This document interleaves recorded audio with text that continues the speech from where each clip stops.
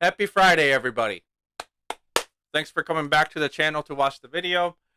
Today I'm going to talk about this one car that has checked off all the boxes on my list. This car will for sure be my next car.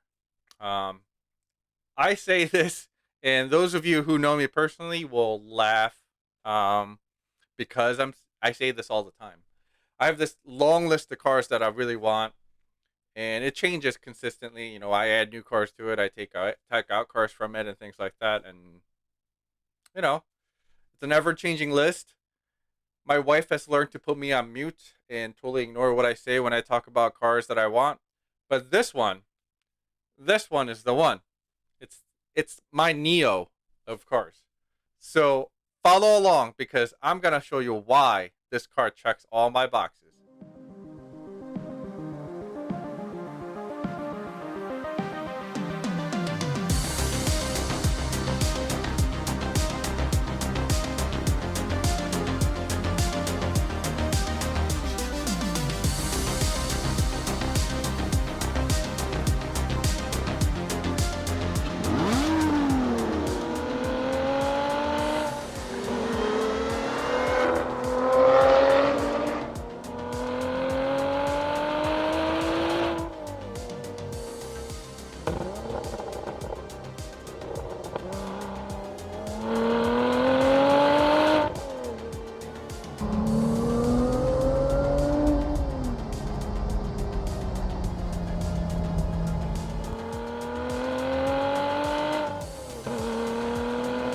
It sounds wonderful.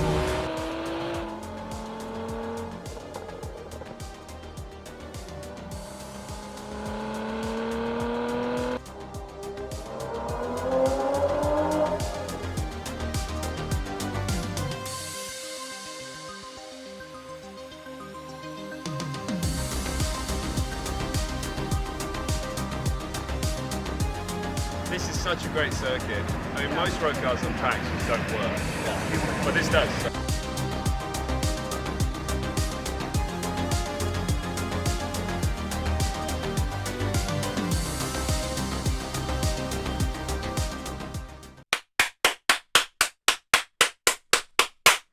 That's right. It is the Lotus EMIRA. Wow. Did you guys see the styling on this car? How much do you think that car will go for? I mean, that styling alone, you think that's like a $200,000 Lotus. It's not. It's actually quite reasonably priced. It's going to start around mid 70s to be able to purchase a car that looks like this. And it is a Lotus. So we know, without even test driving it, without even sitting in it, we know that car is going to be fun to drive. The balance, the power to weight ratio, I mean, that car is going to be amazing when it comes out. With that said, this is the last internal combustion engine Lotus is going to be making. And on top of that, it's available in a stick shift. So it's going to come out and it's going to have two engine options. It's going to have the V6 supercharged. The V6 is actually secured from Toyota. So it is a very, very reliable engine setup. It is also the same setup they've had in the Evora GTs, the generation before this, the EMIRA, the generation that EMIRA would be replacing. The Evora GTs have gotten great reviews from reviewers in the past for how balanced the car is, how fun it is to drive, and such. So I can only imagine how much more they've improved upon it when they built this EMIRA chassis. So reliability is going to be there when it comes to the powertrain. The Lotus actually also received a huge influx of cash. You can totally see where they spent the cash. So the reliability of Lotus is going to be higher than before. I know Lotus had their quirks before in the past, with especially their Elise line, where things were, cheap to the touch, rattling and things like that. But I mean, that's what the Elise was. It was basically a go kart that had some plastic parts to make it look like a car, make it legal for the road. Evora, they jumped up in quality, and then with this EMIRA, I mean, without even being in it, just looking at the video, looking at the car itself, looking at photos, you could totally tell that the quality has been stepped up 100%. I'm gonna play you a little video of their new facility where they'll be building this Lotus at, and it's gonna blow your mind away at how much Lotus has come up. And Lotus, what Lotus used to be, is a very, very niche, just a car nut type of brand. They really focused on lightweight. They really focused on the balance, the fun of driving, the pure spirit of driving. They are going to be more traditional automaker in a sense in the future, because now they've announced an SUV line, kind of like how Porsche announced their Cayenne to get themselves out of the rut. And with Lotus having a new investor with ton of cash, you know, it's basically the people that own Volvo, and they're now making Lotus become more profitable. So I don't view this in a bad way at all. More profitable an automatic maker becomes, the more money they're going to have to do more R&D and bring us even better cars. And it's already showing with this generation of Lotus that's coming out. So let me play you that video real quick.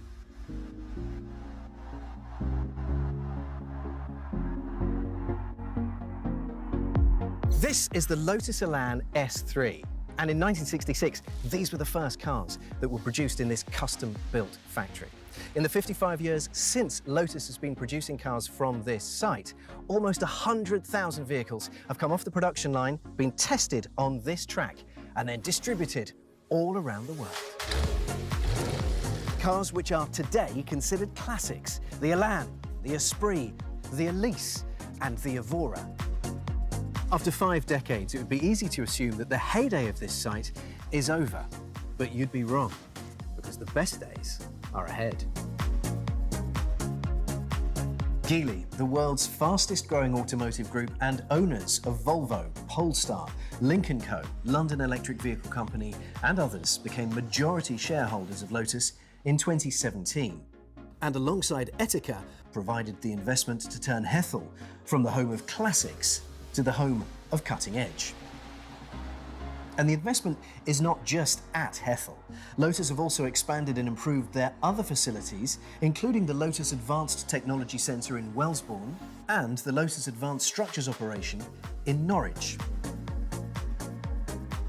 Over £100 million has been invested in facilities alone, and the company has almost doubled its workforce since 2017. With the launch of EMIRA, an additional 200 operations roles are being recruited for. In the middle of the site stands this, the retail design studio. Now, I don't want to give too much away, but this is what the shopping experience will look like for Lotus in the future.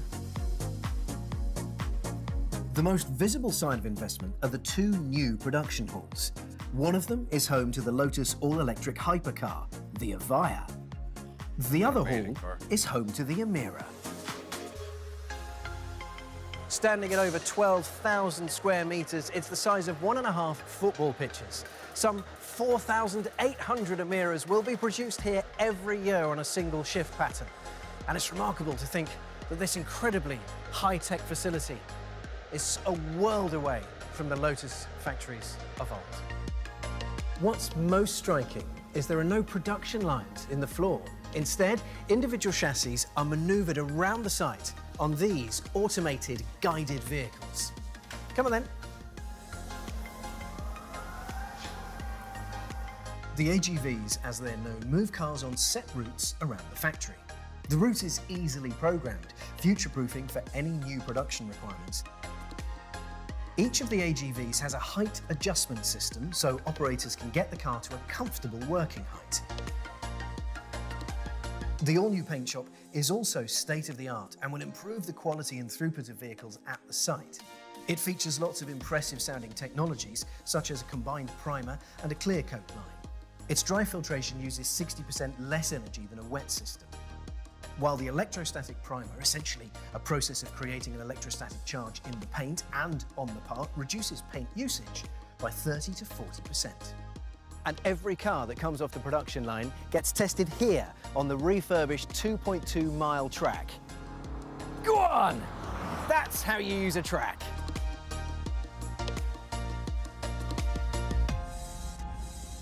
All right, so let's talk some numbers. So I'm on Lotus's website right now. This is the EMIRA.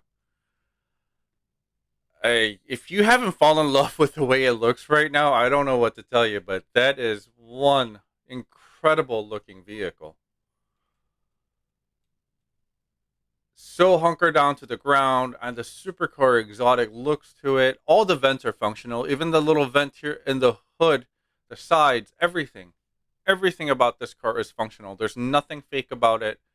The aerodynamics is just amazing. There's no active aero or anything, so it's the whole car itself is just built perfectly for the most perfect sports car experience that you can have. Let's see what this does. Yeah, it actually tells you exactly what about the whole car, like the bonnet vents or the hood vents here in the U.S. We call it. It's for aerodynamic purposes. You know, this is actually off their Avija, which is their electric hypercar they announced, which I probably will never be able to afford, but this one I can. With some luck, I definitely can't afford this one. So the headlamps, the door, the vent, all that, you know, they're giving you little details. I'm not even going to go ahead and read all this. You could always visit their website and study that if you would like. The interior, it has that jet fighter style start button. If you decide to go with the automatic, they do have a traditional automatic available for the V6 trim, or the 8-speed DCT for the AMG 4-cylinder engine. Oh my god, this car is just ridiculously looking. All right, so here we go. We're going to talk some pricing. So base models, this is going to be available in 2023, because in 2022, only car they're releasing is their first edition V6 model. Okay. So the first edition is going to have some extra luxuries on top of the base. Obviously, I think once the base models are ready to come out, you'll be able to add on different options to make it similar to the options that the first edition's models get. The first edition models get this little cool badge that says first edition. And we don't know exactly what options will be not available when it comes to the base models that are going to be coming out in 2023. But with that said, the base model starts at $74,900. That is for the 4-cylinder version. The 6-cylinder version will be a little bit more expensive because you're paying for the engine. You know, but either way, great cars for great pricing. I mean, where are you going to find an exotic for that kind of price? So, like I said, there's two different engines coming out for this car. There's going to be the V6 supercharged 3.5 liter that's being ported over from the Evora GT. Tried and proven. It's been in the cars, you know, in the Evora line for a long time. Even their standard Evora up to Evora S, now Evora 400, and now Evora GT. The engine has evolved quite a bit. Lotus has a lot of experience with it. So I don't doubt this is going to be the best one to buy, honestly. Especially if you don't plan on modifying the car. If you just want to enjoy it for the way it comes out of the factory, I think the V6 Supercharged is the way to go. This is also the only line that the manual transmission is available in. The automatic in this is the same automatic that's in the Evora GT, which is a torque converter style automatic. So the speed of the shift is not bad, but it's not like a multi-clutch, dual-clutch type of transmission where the shift is almost instant. So that's totally up to you which one you want to go with. Personally, I think for a future investment purpose and also having fun with a Lotus, getting the V6 supercharged stick shift is going to be the right way to go. Being that it is the very last car that's going to be internally combusted engine, along with a stick shift, I think this is going to hold value over the years. If anything, it might become a very collectible car down the road when everybody else has gone electric, automatic, boring cars. So, I mean, we can kind of see the that kind of transition and that kind of, what do you call it? That kind of practice right now that's happening with like the 997 911 turbos. So that 911 turbo that I'm referring to has the very last Metzger engine, which everybody that's Porsche head will tell you that is hands down the best engine that Porsche has ever produced. Um, and that car was available in a manual. So right now, in order to buy a 997 turbo with a manual transmission, will cost you just as much as if you're buying a 991 turbo, which is the generation afterwards, because 991 turbos were only available in the automatics. So a lot of people are spending extra cash for an older model to relive that stick shift, that more raw feeling of a car. And I think the Lotus EMIRA V6 stick shift is going to bring that out from people as well, especially when Lotus starts developing electric only cars, along with rest of Europe that has also said they're getting rid of internal combustion engines and they're all going to be switching over to electric in the very near future. So as an investment standpoint, as a driver standpoint, as a whole car standpoint of is this worth the money? I really think so. If you go with a V6 supercharged stick shift, once again, I think that is the best combination you can buy for this car. Now, with that said, if you are into modifying cars, if you're into tuning them up, making sure you squeeze out all the power you can, doing ECU tunes, intake, exhaust, and maybe even like a turbocharger upgrade, the AMG four-cylinder engine in this thing is amazing. This is pretty much the same engine as what they use on the AMG 45 lines. So like the CLA 45, the C45 AMG, and things like that. That's the engine they use. It's a 2.0 liter that is deemed the highest output four-cylinder built to date. This puts out, the one that's in the Lotus puts out 360 horsepower from what they have told us so far. It's been detuned from what the engine is capable of. Some of the versions of the same four-cylinder engine makes over 400 horsepower. That's over 200 horsepower per liter. It is ridiculous how good this engine is. This engine is going to be only offered with the 8-speed DCT transmission, which is an amazing transmission too. Mercedes 8-speed multi-clutch transmission they make is hands down one of the better DCTs that you can buy in the market today. So that's not a bad combination at all, especially if you're looking for an automatic and especially if you're looking for something tunable. I think the four-cylinder is going to be your answer to that.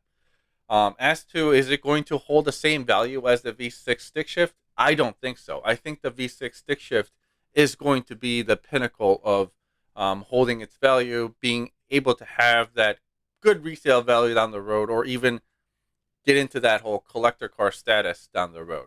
So it's up to you which one you get. I think for myself, if I was to order this car, I would be really, really, really considering the four-cylinder DCT because I'm such a fan of DCT, but I'll end up ordering the V6 manual because I know for a fact, one, I will enjoy driving the hell out of it, and two, I know it's going to hold value. So like I can have fun with it for years and still come back and upgrade to another car and not lose out on the money I spent on the car because it will most likely hold value a lot better than the counterpart.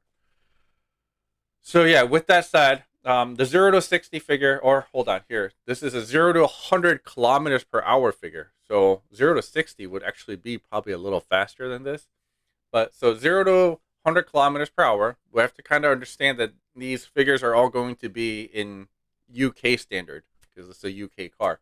So the V6 supercharged, we're looking at 4.3 seconds, which that's with the stick shift most likely when they calculated that. With the four-cylinder, you're looking at 4.2. I mean, that's where you're seeing that DCT really working. So it's going to be faster in acceleration with the four-cylinder. So that might be something that you want to look into. As for the top speed, looks like the V6 is going to be a little higher on the top speed. You're looking at 290 kilometers per hour versus 283 kilometers per hour on the 4-cylinder. As for, which car is going to be more fun to drive, I couldn't tell you. I think they're all going to be great. They're all going to be fantastic to drive. So pick the one you want. For me, I'm going to pick the V6 manual. My wife is going to hate it because she can't drive manual. And she's always been talking about how I should stick with an automatic so we can both drive it. But sorry, Sarah. This is all me. And this is all going to be manual. All right, so let's see how much this is going to cost right now. If you were to buy so they have a configurator on their website. If you were to buy the first edition, we can configure this right now. And the cool thing about their configurator is you can change the different settings of the lighting on the car, and you can check out this is almost like, Gran Turismo style, where you can check out the car, look around, see how everything's going to look in sunlight, daylight, studio light. Let's see this. Yeah, and then the coolest part I like about this one. I mean, this is, you're just scrolling through. You're like, oh, big deal. I've seen that, with Tire Rack when they put tires on. But you couldn't even do a video. Look at that. All right, so I'm going to show you the spec that I want to order. Let's go. Powertrain. V6 supercharged, 6-speed manual with the LSD. So this, I should mention this. If you go with automatic, the LSD isn't available. So that's another reason to get the manual. For me, I would go with the touring chassis over the sports chassis, just because I will take it to the track on the weekends, but it's not going to be every weekend. Most likely, the car will spend more time on the streets than it will on the track. So I will go with the touring option instead of the sports option. Obviously, if you're buying this as a track-only car or mostly track car, then sports is another way to go because it does give you more stiffer suspension and things like that. So that's where you want to go. But for me, I'll be ordering the touring. Paint-wise, my wife is going to hate me for this too, but I love the Hethel yellow. The Hethel yellow really gives off that supercar vibe. It almost looks Lamborghini / Ferrari-esque, and that thing just looks amazing going down the road. So it has to be yellow for me.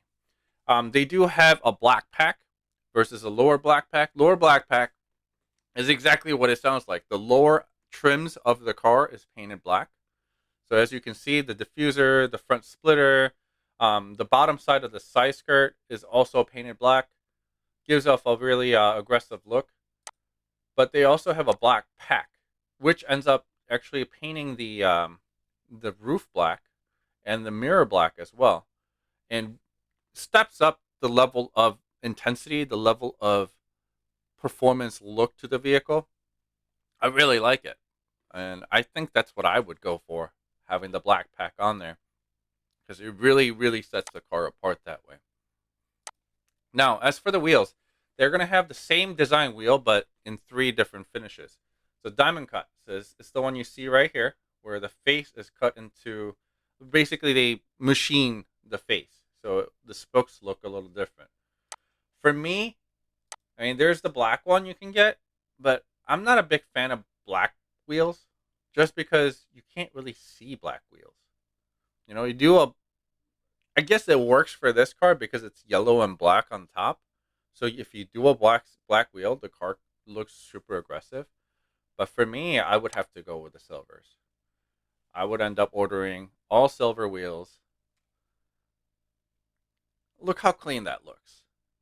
Super exotic looking. I love it. So that's where I would go with that. Brake calipers, you could also change colors.